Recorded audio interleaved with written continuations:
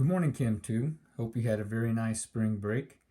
I wanted to show you, brag a little bit, I suppose. This is the first 3,000 piece puzzle that I've ever done.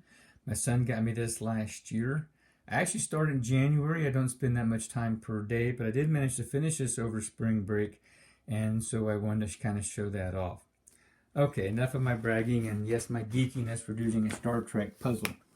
But what I want to do today is to look at the lab. And I said we needed to be creative in the way that we did the lab, especially if you don't have 100 dice as I have set up at school. And hopefully you were able to gather 100 coins. But if not, you have to do something similar. So I'm going to show the first round. I won't bore you with everything. I'll turn it back on then and show you some of the data afterwards, if you will. So the first thing, I've got 6 dice. And so I've got 16 places to list those, and then I've got a 17th for 4 dice. 16 times 6, of course, is 96. So what I'm going to do is to roll the dice and try to get them in the screen, and I decided to pick 5 as my decay number. So my first roll, I have 0 5s in that one. And then I want to continue that. And this one, number 2, I also had 0. Now in this particular one, on roll 3, I had 2 dice that came up to number 5. And you can pick whatever decay number you want.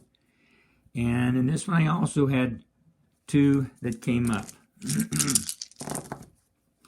And a 2 again in roll number 5. And this one is a 0. And I've got 1, 2 in roll 7. And a 1 in roll 8, and 2 in roll 9. And maybe by now you're wondering, where'd you get all those dice? I actually rated 5 different games from our basement to find this many dice. So it is something that is challenging to do, but something that's not impossible to do. And again, if you can't have this, what I'm going to do is show you my data, and you can use that to do your calculations if need be.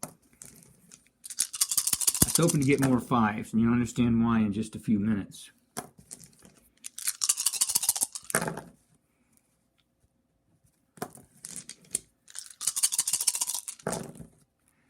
Well, I got 3 that time. And roll 16, I got another 0. And then for roll 17 again, I'm only going to use 4. And I had another 0. So at the end of this round, I have 4, 6, 8, 9, 10, 11, 12, 13, 14, 17 that came up, 17 dice that came up 5. So that means for the second round, instead of rolling 100, I would have to roll 83 dice and do the same thing. Well, you don't want to sit there and watch me do all this, so let me pause this for a second.